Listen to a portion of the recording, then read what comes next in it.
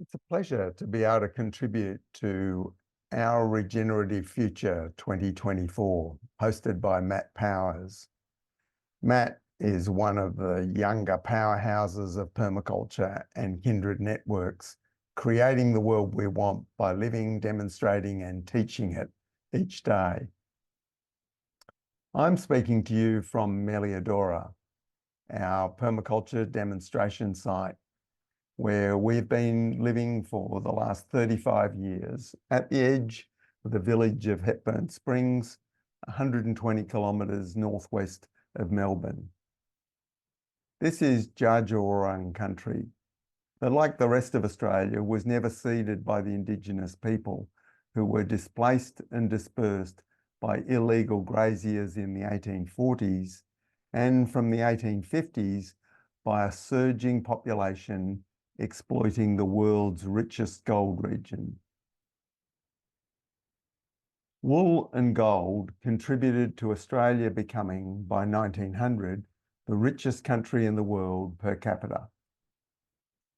Many of the problems and difficulties in our world that were once contained in poorer nations are now coming home to roost, so to speak, in long affluent countries like Australia and, of course, the USA. Living with uncertainty and compounding difficulties is increasingly part of the global shared experience in which we apply permaculture ethics and design principles to diverse and varied places and contexts. My focus in this presentation starts with a little context about permaculture and its origins, including my Retrosuburbia strategy that is now connecting around the world with similar waves of creative in situ adaptation to challenging times. I'll follow this with a deeper personal exploration of Matt's theme for this year. What motivates you to take positive action? Matt has posed this question, which has had me thinking for quite a while. For someone blessed or deluded with the experience that most of my actions are positive, it can be hard to unpick the factors that lead to those virtuous rather than vicious cycles of action and reaction. Before I dive deep into the wilds of this question, I might backtrack with a little permaculture and personal history to provide that context. I explain permaculture as a design system for regenerative living and land use, rather than just a cool form of organic gardening. While the strategies and techniques vary with place and context, foundational ethics and design principles govern, guide, and inform those strategies and techniques.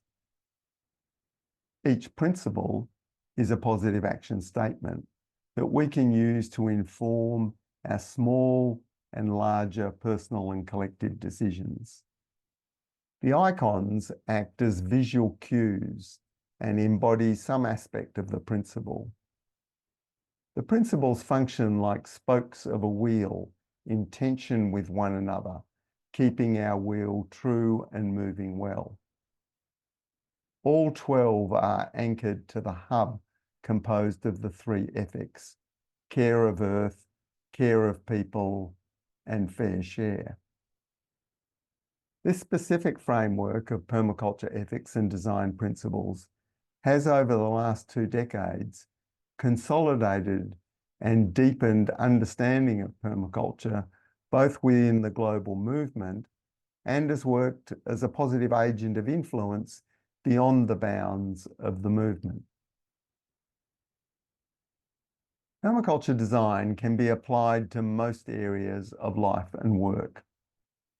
The permaculture flower organises the scope of permaculture action in 7 domains.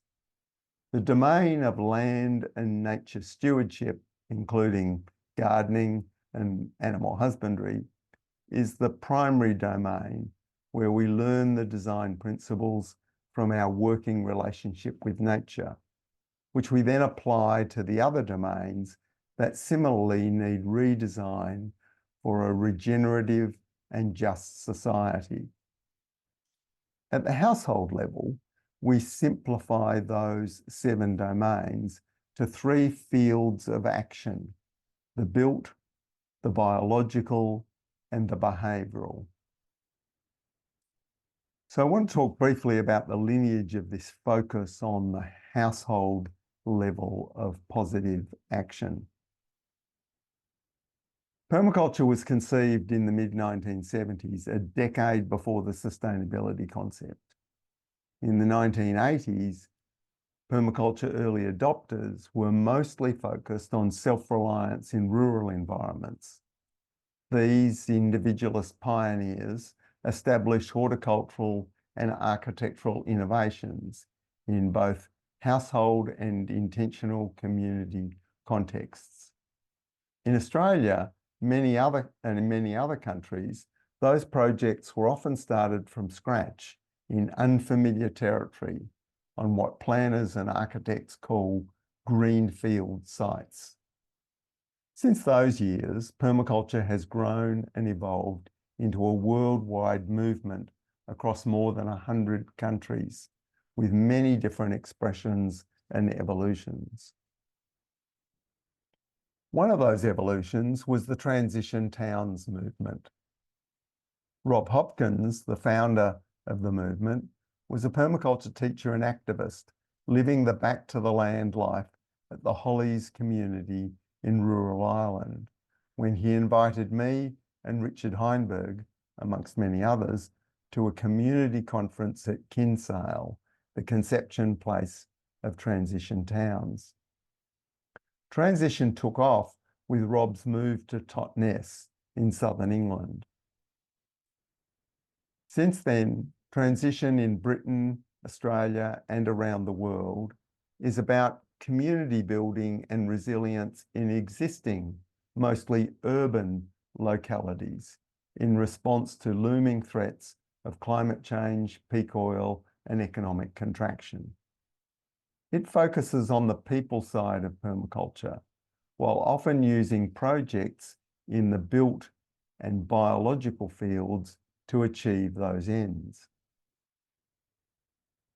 Retrosuburbia has learnt from the lessons of permaculture pioneers, intentional communities, and transition towns to empower households to achieve their potential to live well now on less, while fostering resilience in response to accelerating and compounding challenges.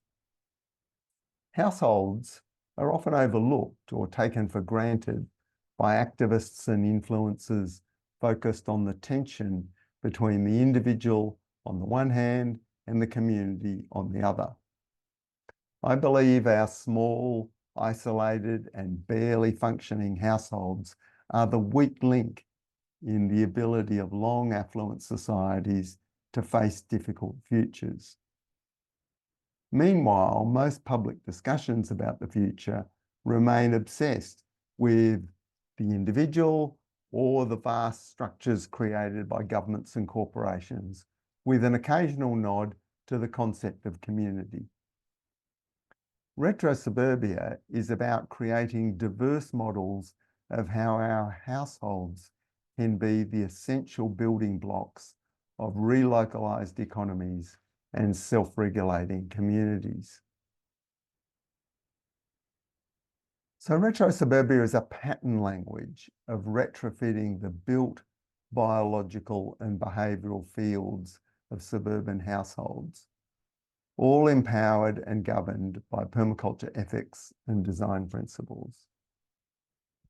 COVID highlighted the importance of the household non-monetary economy as the strong base to support us when the monetary economy fails for whatever reason. It revealed that a fair proportion of the monetary economy is unnecessary and inefficient in providing for needs that can be done at home. Showed that commuting each day to work, school, and entertainment is unnecessary for many, and that single-person households are inefficient and often lonely without all of the support of the commute and consume economy. I think multi-generation households are probably the way most people are likely to survive and thrive challenging futures. These positive and empowering responses are in stark contrast to a future of increasing isolation of individuals, totally dependent on centrally controlled and virtually mediated access to all essential needs. A straitjacket of promised security at the cost of loss of freedom of action and inspiration. It's not hard to see how permaculture in many diverse forms can become political, even if the motivation is primarily to create a better world by living it each day. This balance between focus on the positive on the one hand and dogged, quiet, or organised and vocal resistance to forces making it worse is a tricky one for permaculture practitioners, designers, teachers, and activists. So to return to Matt's question, at one point in my musings on this question, I asked Tess Seller, Wonder Woman dairy farmer who passionately loves her cows and works hard to produce the best milk and yogurt I've tasted. She said she is motivated by breakfast, and she certainly takes positive action every day without fail. Her answer certainly brought me out of my head and back into my body, reminding me that breakfast following a good night's sleep were also basic motivators for me to see the small and large challenges of each day as opportunities for positive action. Good sleep is in itself positive action, helping us silently digest and rejuvenate ourselves. Even if we tend to lose it to some degree as we age, good sleep is a gift, allowing more energetic and hopefully positive action. As a teenager and young adult, I was legendary at being dead to the world once asleep. Throughout my life, without anything or anyone forcing me to do anything, I could tend to be a late riser, but my love of food, breakfast, and the need to light the wood stove each morning have in recent years been motivators to face and embrace the day. Dare I say, the fact that Sue Dennett, 8 years my senior, is already out of bed milking her goatees can be a motivation to get moving, along with looking forward to fresh, warm goat's milk in my roast dandelion morning cuppa. While we're on the topic of sleep and breakfast, we sleep on a firm futon on Japanese tatami floor matting. Sue thinks she was Japanese in a past life. During an intensive 4-week teaching and study tour of rural Japan in 2004, we ate traditional Japanese food every day. Towards the end of that trip, I was pining for oat porridge, fruit, and yogurt, while Sue was still relishing miso soup for breakfast. As a result, I came up with the hypothesis that breakfast is the most conservative meal of the day, in the sense that most people tend to stick with some version of the food they grew up with for breakfast, even if they are much more open to change of culinary habits for other meals. The implication of this for breakfast as a motivation for positive action is something I'll leave for you to contemplate. But maybe I should interrogate Matt's question a little deeper. For me, positive action more broadly involves many threads. Firstly, appreciating the diverse contributions of all species and all people and their perspectives. Husbanding soil, water, plants and animals to regenerate life and abundance. Living lightly on the earth, reducing our needs and wants, and consequently adverse ecological impact. Avoiding repetition of past injuries and wrongs, both personal and in one's family and cultural heritage, and where possible, ameliorating, if not healing, those past negative impacts. Widening the scope of future positive action by ourselves and others. To achieve these ends most effectively and enjoy the process, a livelihood and lifestyle outside the mainstream cycle of monetary debt-fueled consumption has worked for me.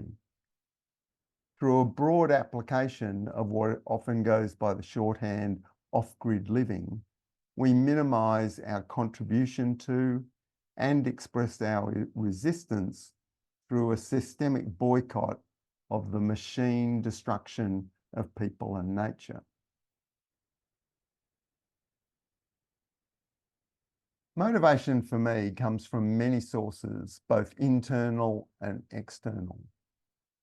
In nature, simple curiosity and wonder leads naturally to reading the landscape and on from observation to interaction for personal and distributed benefits.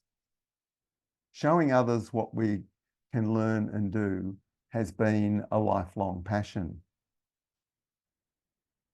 We have recently completed and released for free viewing Reading Landscape with David Holmgren. Dan Palmer's project, orchestrating me reading landscapes large and small across central Victoria, was all captured and edited beautifully by videographer Dave Marr. Outdoor living, much of the year in Australian climates, can reduce the sense of crowding, strengthens connections with nature, and reduces the hold of media technology on children and adults. Cooking with wood rekindles our ancestral relationship to fire, reduces dependence on centralised and high-tech energy, can be carbon neutral and done in ways that are very fuel efficient with minimal smoke. I find getting outdoors and cooking on wood grounds me, balancing my big picture thinking about the world, and makes sure I don't get too lost in the wilds of abstraction and ideology, although they remain part of my personal journey in both understanding the world and positive action within it.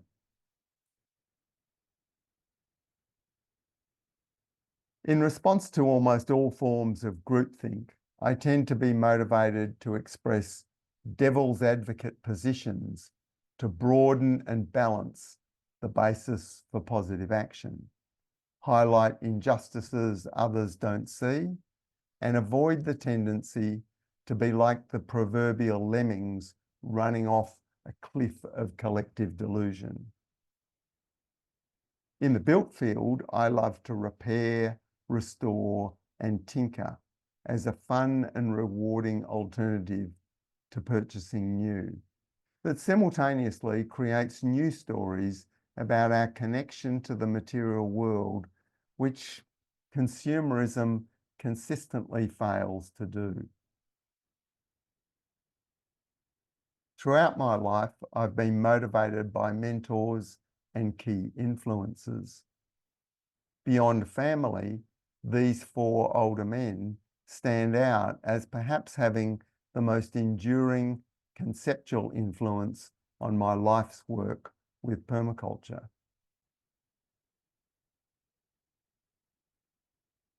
In all three fields of action, the built, biological, and behavioural, I've been inspired, connected to, and collaborated with others, pursuing creative pathways through kindred concepts and frameworks, not necessarily labelled permaculture. All three of these people in this slide are pioneers within the biological field of regenerative solutions.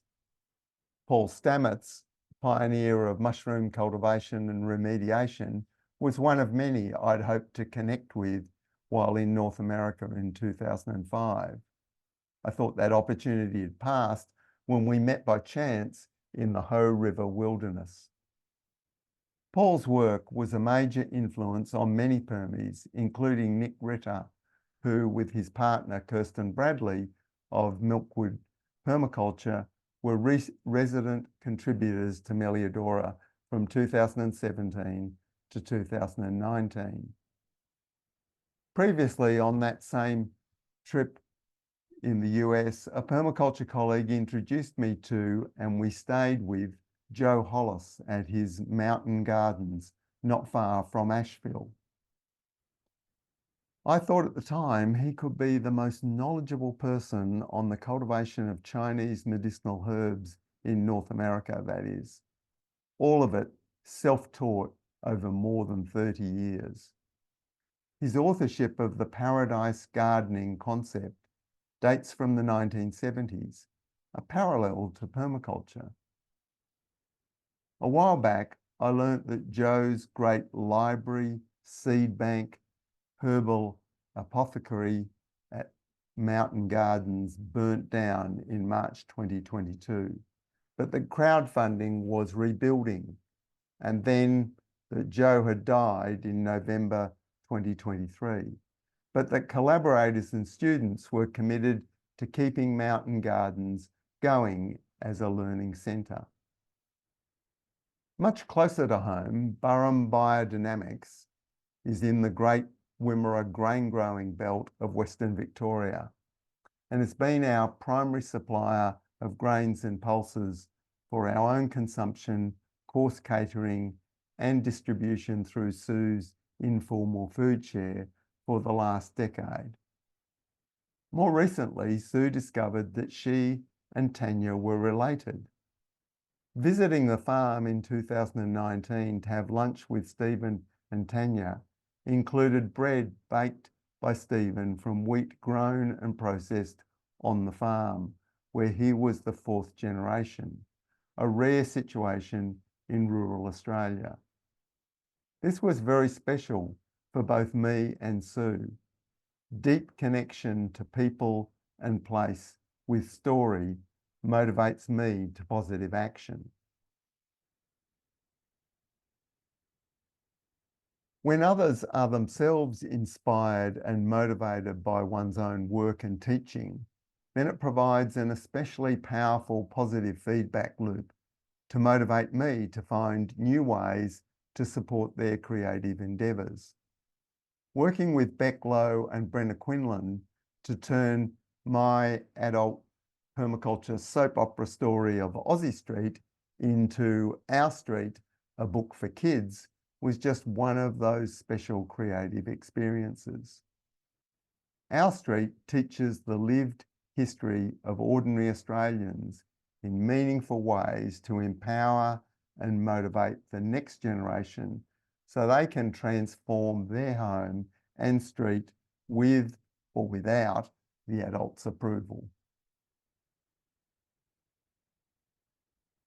Years ago, when Charlie McGee sent me his songs composed to communicate the 12 permaculture design principles through catchy tunes and great musicianship, I didn't cringe once, because I could hear that in his own creative way, this guy deeply understood the concepts.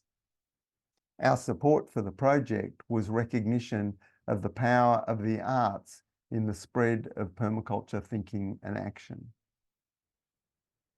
Charlie has since taken that and deeper related learnings around the world and into classrooms and with children.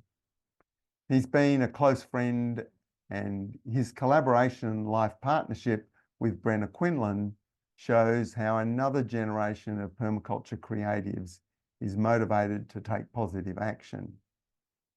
This photo, taken during the COVID lockdown at Meliadora in 2020, is of him recording and narrowcasting online with the rest of the band members who were similarly locked down in Melbourne. Some of our colleagues are refining and documenting permaculture practices, as well as teaching and extending the work through other frameworks and platforms to diverse audiences, just starting on the journey to greater self and collective abundance and resilience. Kat Labors, for example, runs sustainable gardening programs in local government and walks her talk at home a few hours a week to produce half a tonne of food from 100 square metres using permaculture design and organic methods of soil, plant and animal husbandry. Kat weighs everything she harvests from the garden. She personifies the permaculture citizen scientist, providing the data that shows the productive potential of garden farming. Richard Telford and his family's Abdullah House in Seymour, Central Victoria, is another great case study in suburban scale, frugal abundance and resilience, where Richard also records their yields and new projects. That's the plan of their place on a block of about 580 square metres. He was also the creator of the permaculture principles icons and the creative energy behind Meliadora Publishing and the permaculture calendar.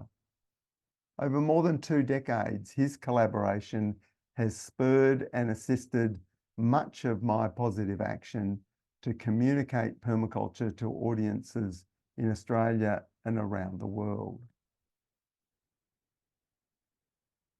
When one's own offspring are not just following in one's footsteps, but exceeding them in new leaps and bounds of innovative positive action, it not only brings great rewards, but motivates me to help support their visions and passions. Apart from Oliver's passions for obtainium engineering, wood gasification, sustainable forestry, ecological hunting and photography, for nearly 2 decades, he's been the technical brains behind Holmgren Design, Permaculture Principles, and Meliadora Publishing's IT systems, without which, over those years, I would probably not be recording this presentation for this conference. At Meliadora, we have younger folk sharing the housing, abundance, and contributing their hands, heads, and hearts to making Meliadora a thriving example of permaculture abundance. Their energy, ideas, and perspectives motivate me to have trust that I don't need to do or control everything on the property, and more generally, that the next generation will exceed what we have managed. Mick Creer is an example of well-qualified, in his case, civil engineer, young person who's walking away from the opportunities to maximise income, consumption, and of course, debt in the monetary economy for a more meaningful and healthy life, producing abundance, lifelong learning, and community connection. Katie is contributing her copywriting and illustration skills working with our team at Holmgren Design while keeping the gardens happening and passing on her skills to others in the community. Her podcast, Resilience, is her latest project in the virtual world that I look forward to contributing to before too long. Increasingly, my motivation is to use my reputation and role to acknowledge the positive ideas and actions of others and add my perspectives to further leverage those actions. This recent presentation with permaculture colleague Morag Gamble and Brian von Hertzen, the visionary entrepreneur behind the Climate Foundation's Innovations in Seaweed Farming, is just one example.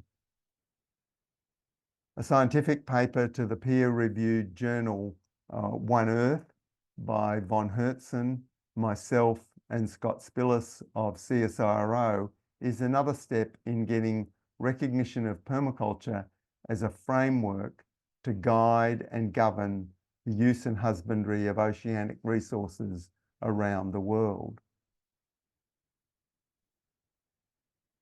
I feel a special responsibility and motivation to acknowledge the contributions of colleagues who are no longer with us, so that their positive contributions can continue to inform, inspire, and motivate those finding their permaculture journey. The legacy of Dan Palmer spans starting the PermaBlitz movement and the veg permaculture design, implementation, and education business in Melbourne, and the incredible online blog and resource portal Making Permaculture Stronger, in addition to the reading landscape film I mentioned previously. As I grow older, I find that new forms of minimalism, minor tweaks and refinements, and learning when not to act become the most potent positive action. In this way, age itself becomes a motivation to model a graceful energy descent as we individually and collectively return from the heights of fossil-fueled excessive action to being embraced by Mother Earth.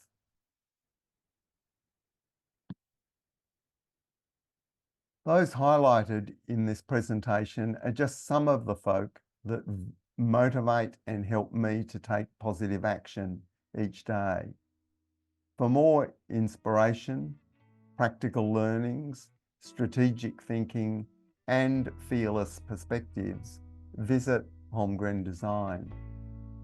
Hopefully this has given you a taste of how some Australian households are downshifting to deal with current and future challenges while enjoying the opportunities for more time with family, friends, and nature, enriched neighbourhoods, a sense of security and hope, taking positive action each day.